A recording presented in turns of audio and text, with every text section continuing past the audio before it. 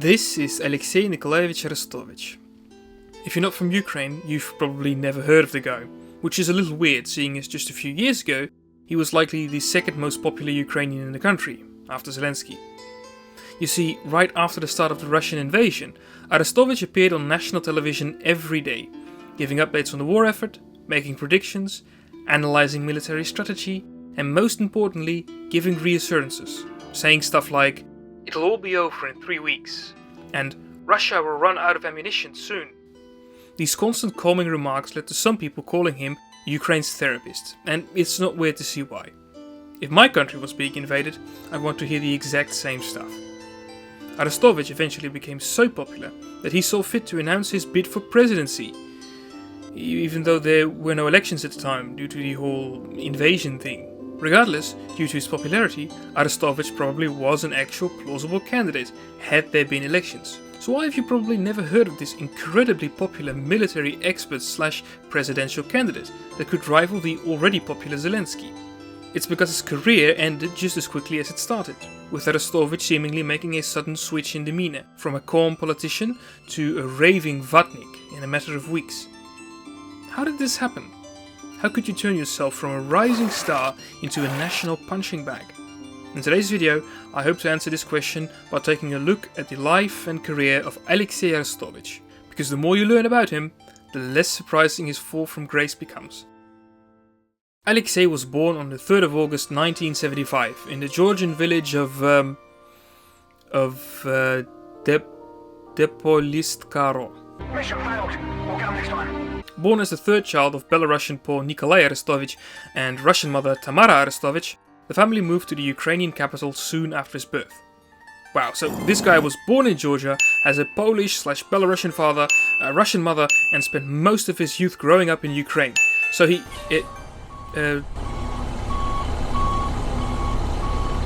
Вот я русский, но не россиянин. Russian but not Russian. Это очень разные вещи. Okay. Очень разные вещи. Более того, трагедия российского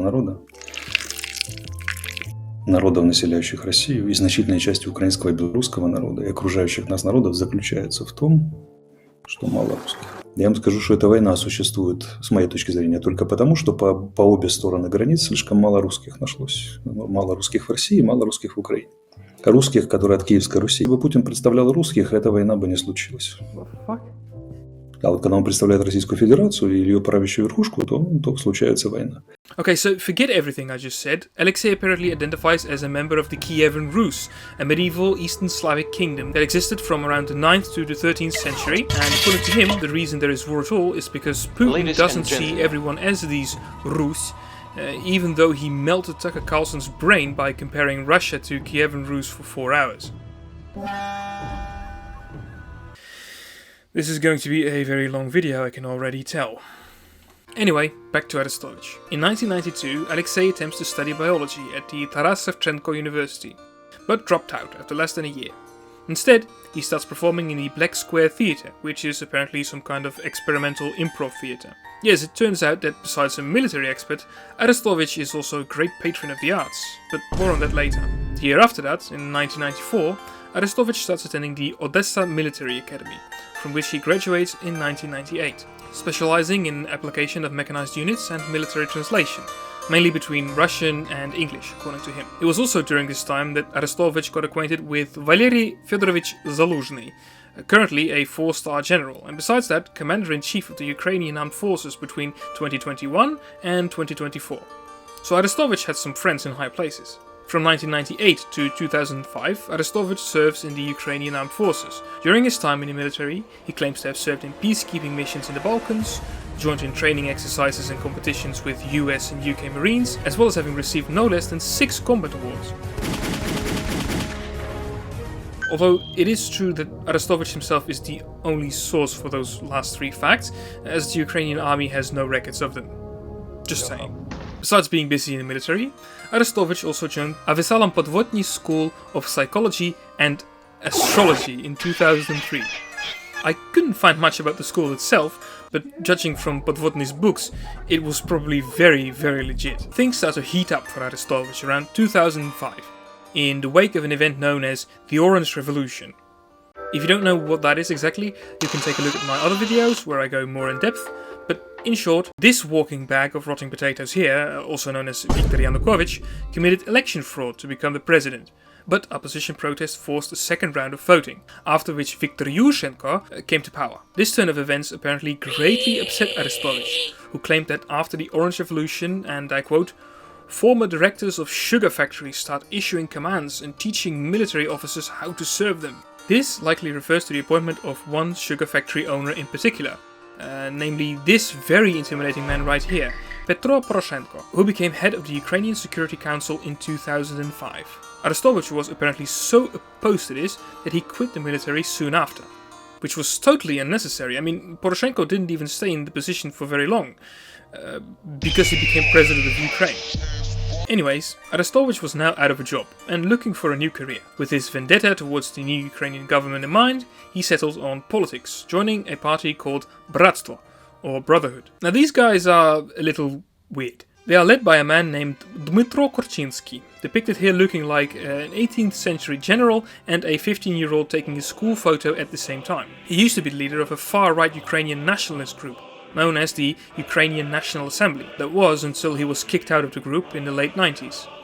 In March 2004, he created the Bratstvo party, a party Kuczynski himself described as the Christian Hezbollah, alright? Taking on Arestovich as deputy chairman somewhere in 2005.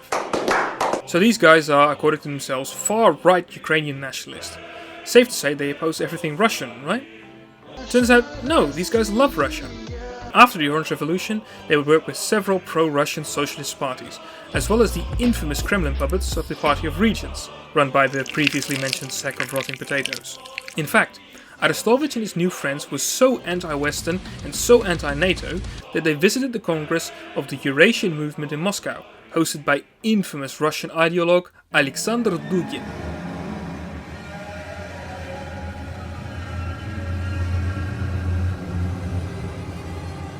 Я думаю, что украинцам сегодня быть, честно говоря, вот после этого, я сам украинец, знаете, у меня есть украинская, у меня предки из Полтавы, мне стыдно, просто мне стыдно за те небольшую, но все-таки существенную часть своей крови. И я хочу, чтобы эта кровь была очищена кровью мразей, киевской хунты.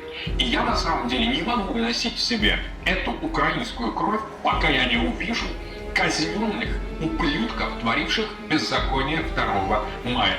Но никакого права эти люди контролировать даже западную Украину не имеют. Я думаю, убивать и убивать. Больше разговоров никаких не должно быть. Как профессор, я так считаю.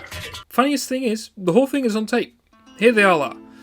Lex Friedman, Russian video game donkey, Evil Santa, and what appears to be Swadian Knight from Mountain Blade Warband. Мы свидетели этих событий, мы находились внутри, в самом их эпицентре, и мы прекрасно знаем, как на личном опыте, совсем недавнем, свежем, насколько неэффективно оказывается государство, даже такое мощное, как российское. Well, there's your therapist of Ukraine, holding hands with the guy credited with the idea to invade the country in the first place. He condemns the pro-Western Orange Revolution, or the Orange Plague as they call it, and glazes the Russian government and Putin by proxy. Besides talking shit on the current Ukrainian government and working together with the Party of Regents, Bratstvo didn't really manage to do much during this period. That may be because the deputy chairman of Bratstvo was very busy showing off his acting chops. And the Oscar goes to...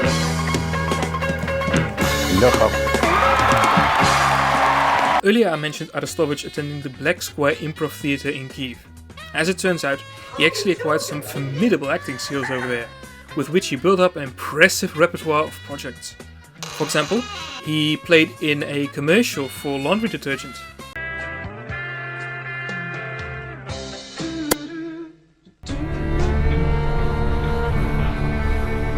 And he played a minor role in Mukhtar's Return, which is like a Russian show about a dog solving crimes. What the dog doing? Ты заказал, я достал. Договаривались, что деньги сразу. А теперь ты мне устраиваешь заморочки с экспертизой? Я же все рассчитал по минутам. Почему я должен сидеть и ждать твоего эксперта? Добрано, кохана. Я на Мутазе. Срок. Ладно. Truly incredible stuff. But Aleksey's most famous role, and what I would deem to be his magnum opus, is the movie Don't Be Afraid, I'm Near, which came out in 2013. In the movie, a man named Ihar gets divorced by his wife. And she soon starts dating another man. Now, Arestovich's character decides that the best way to get his wife back is to dress up as a woman named Luska to seduce his wife's boyfriend. Now, I could not for the life of me figure out where to watch the full movie. Maybe somebody doesn't want people to watch it, I don't know. But I would really appreciate it if anyone could maybe tell me where the movie is available, because the clips that I did find are truly incredible. Хлопцев и девчат. Мне тоже не нравится. Особенно когда посмотрим показ. Розовые губы, кожаные куртки, заклепки, все эти засосы на центральных... Ты не думай, что я девочка-конфетка. Ты не думай, что я простая карамелька. А я всего добиваюсь в жизни сама. Красоту от рождения мне природа дала. Всех мужчин на свете я сведу с ума, в том числе и тебя. But now we've arrived at the year 2014, which, as many Ukrainians know, was marked by an event known as the Revoluция Гідності, or the Revolution of Dignity. Again, I've gone into way more detail in other videos, but just to give you a short summary, the pro-Russian candidate Viktor Yanukovych, remember the rotting sack of potatoes, somehow got elected and had been ruining the country for 3 years. In late 2013 to early 2014, what started out as peaceful protest against the government ended up in all-out urban warfare, as Yanukovych chose to respond with extreme violence. It didn't end up well for Yanukovych, as he, along with a bunch of other Kremlin puppets, fled to Russia. Most of the pro-Russian parties were subsequently banned or faded into obscurity. Now, Arestovich, who remember worked with the pro-Russian parties and even visited Dugin in Moscow, looks at all of this happening and probably says something along the lines of, "You know what? I've always actually been pro-NATO and anti-Russia." His sudden change in stance is very interesting. I mean, his original critiques of the Orange Revolution were the denial of Yanukovych's victory and the fact that Poroshenko, the sugar-owner victory, got placed in charge of the Security Council. Now, after the Euromaidan revolution, Yanukovych and most of his cabinet flee the country altogether, and sugar tycoon Poroshenko becomes president of Ukraine instead. Arestovich should be losing his mind. But instead, he loves it. He loves it so much, in fact, that later that year, when pro-Russian separatists backed by Moscow wreak havoc in the Donbass, Arestovich sets up a volunteer battalion to fight them. They even made this cute little documentary about it. Now, the documentary only really shows them training, but it would be interesting to know what he did outside of that, being a military expert and all. Luckily, there are people that did meet him during the war in the Donbass, his comrades in arms, so to say. How did they perceive Arestovich? Послухайте, я розумію, що ваша робота, ви робите вигляд, що ви експерт, але ми обидва знаємо, що ви клоун. Мой друг, я назвав тебе клоуном по простій причині.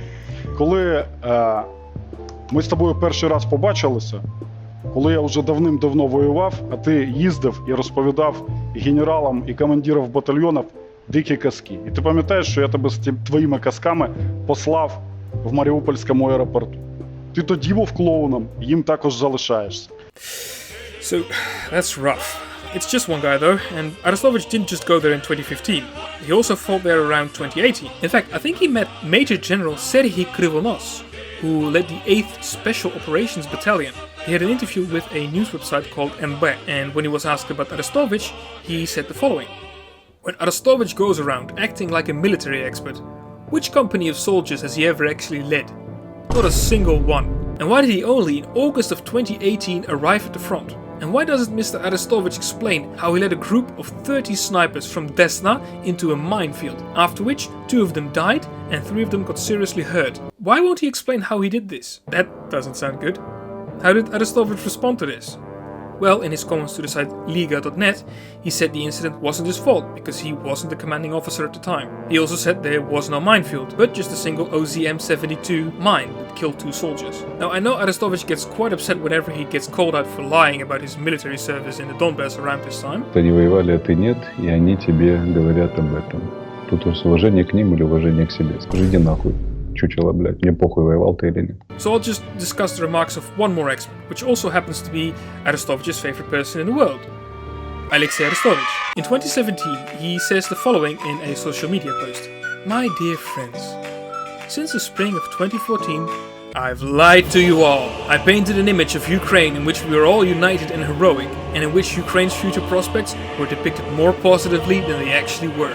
Now it's time to tell you about my real position in all of this. I am not a proud patriot of Ukraine, or any nation for that matter. Of all current public actors, I can most closely relate to Elon Musk. I don't care about the development of the Ukrainian culture in the slightest. I don't find the Ukrainian people to be exceptional. I in fact find them to possess many shortcomings, among which are pettiness, hysteria and irrationality. I actually feel somewhat repulsed by the current Ukrainian public. I have distanced myself from all media because I don't want to participate in their cultivation of infantilization and paranoia. Oh, also Merry Christmas and a Happy New Year. So, now I don't really know what to believe anymore. But I actually think this rant was a rare moment of honesty from Arestovich. At the end of the day, as with most of Arestovich's life, it's hard to say for sure what was going on during his time in the Donbass. I wasn't there. The closest I got to war at the time was playing Halo Reach on my Xbox. What is sure though is a once again increasingly negative and critical stance towards the Ukrainian public and government after he posted his little rant. In 2018 he states that the Maidan revolution didn't go far enough and that the Ukrainian government at the time was really no better than the previous Yanukovych government. When in 2019 Volodymyr Zelensky wins the presidential elections, Arestovich is very negative about the new leadership. Just take a look at some of these video titles he made. Is Zelensky still president? Zelensky saves Putin at the cost of Ukraine. Zelensky doesn't know what he's talking about. By the way, Alexei, how's that whole not participating in media thing going? He even made some pretty serious allegations, claiming that Zelensky probably had the same opinions on the Maidan revolution as Yanukovych, and that having him as a president was dangerous for the nation's safety. Nice argument. Why don't you back it up with a source? My source is that I made it the fuck up. Despite his constant antagonism and previous ties to Moscow, Arestovich gets appointed as advisor to the Ukrainian delegation as part of the Trilateral Contact Group, or TCG for short. He apparently got appointed by Leonid Kravchuk personally, who was also the first president of Ukraine. According to Kravchuk, he appointed him because no one objected, and because he had extensive military experience. Look, I don't know why he got appointed of all people, especially seeing his shady past, but then again, his past probably wasn't very shady to Kravchuk at all, seeing as he also was opposed to the Orange Revolution and sought closer ties to Russia in the past. It was probably due to all the misplaced trust that others put in Arestovich then, that he eventually ended up as an unpaid presidential advisor around December of 2020, which he celebrated by using his new platform to spread Russian propaganda just a few days after. Awesome. They keep this whole ordeal going, although Arestovich kind of slows down on his shit-talking of Zelensky as he's now his advisor, right up until January of 2022. You see, up until this point, I've been wondering, is nobody worried about this guy being so close to the president's office? I mean, he's admitted himself that he lies constantly, doesn't care for Ukraine or its people, and has had very warm feelings toward the Russian government in the past. It turns out that people had been looking into his case for quite a while, and were about to publish their findings. On the 18th of January 2022, a website called Mirotvorets, translating to Peacemaker, drops a file on Arestovich, discussing many of the things I've talked about to this point. Now, Mirotvorets is an infamous doxing site that's known for publishing personal files containing all sorts of public and private details of persons that are perceived by the site's owners as threats to Ukraine or international law. Its blacklist contains a variety of people from a variety of countries, including infamous war criminals, propagandists, terrorists, and also this woman.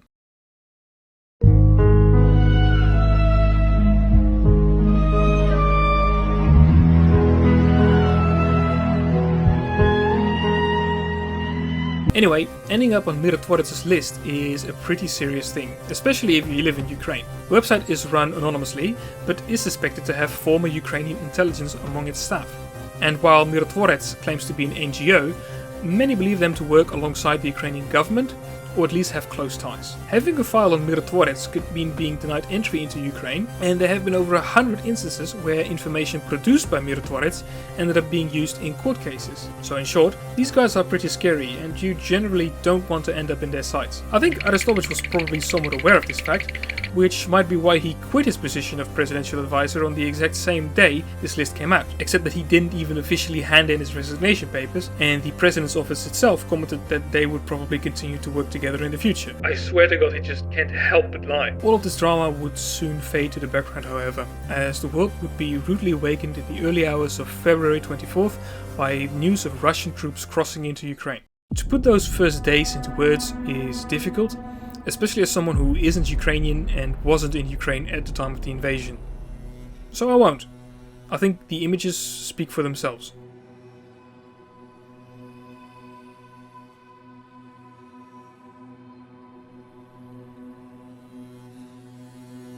Many people during this time turned to the government to receive updates, analysis, and maybe especially words of encouragement and hope.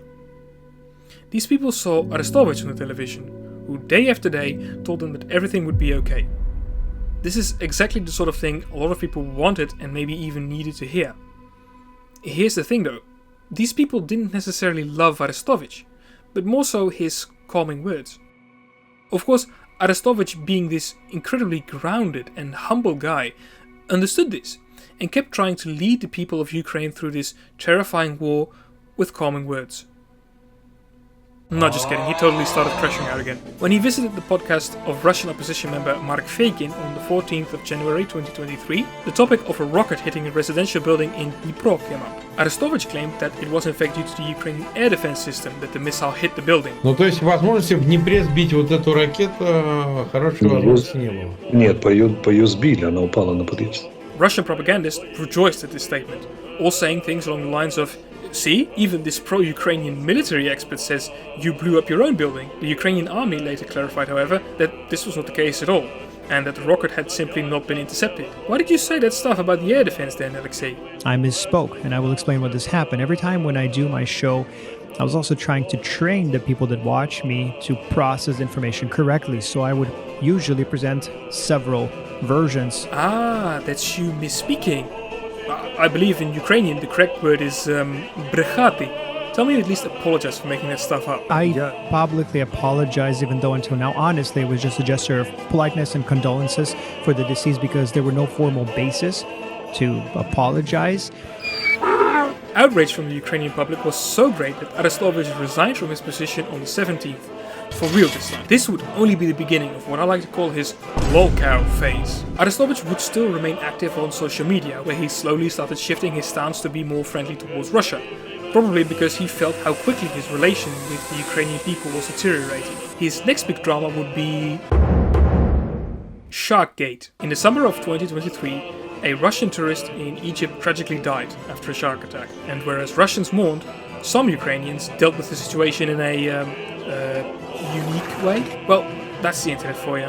There's always people out there writing mean comments, but it's usually best not to give them too much attention.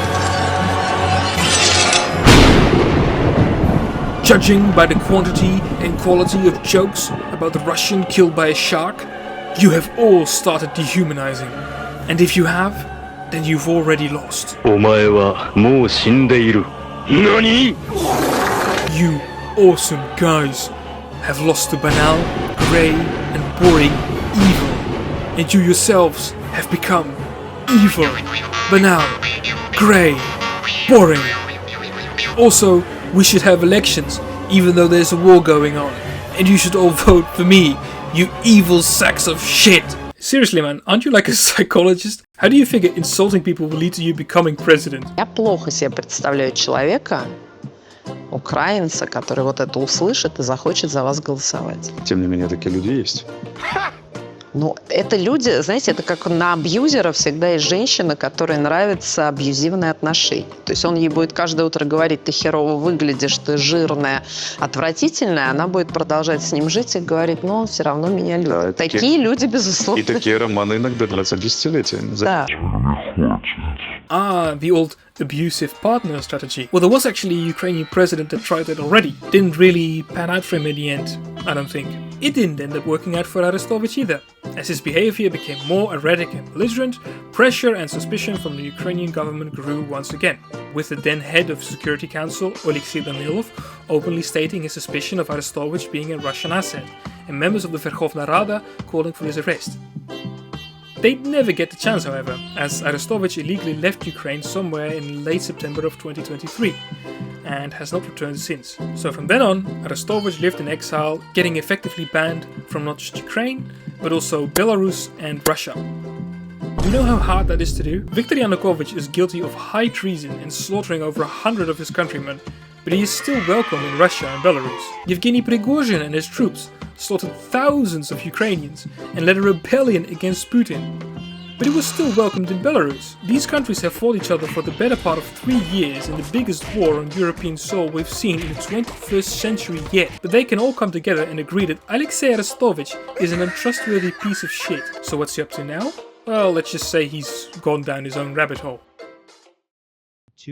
Half a month after the beginning of the war, it became evident that I was ranking second most popular person in the country. Him or his people around him began undertaking systematic action against my popularity. Я вас хочу спросить, долбоёбы, блядь.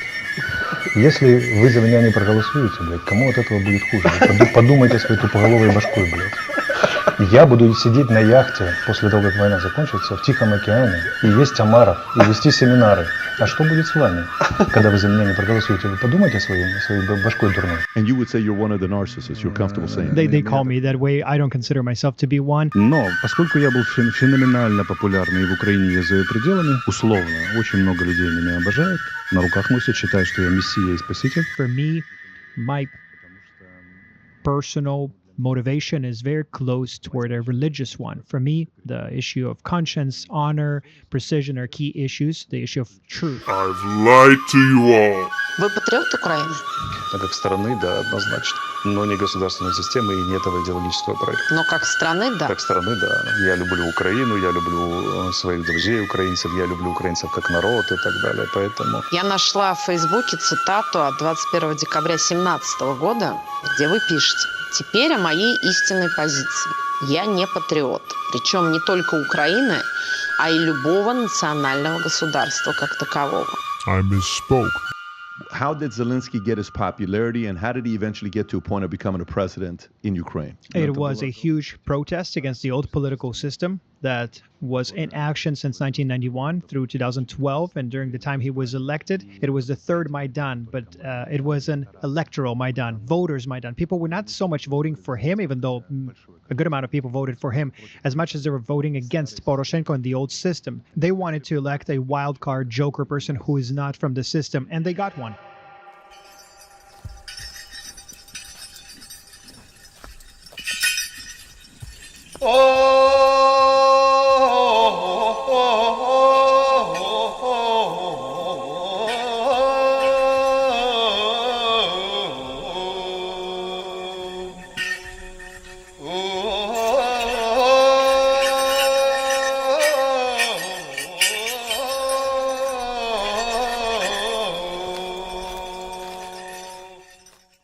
In short, I personally don't see how Arestovich will become president of Ukraine anytime soon, or ever for that matter. He constantly changes his position, lies, makes up stuff, and twists facts. I'm sure that to every point I've made in this video, Arestovich has some sort of retort.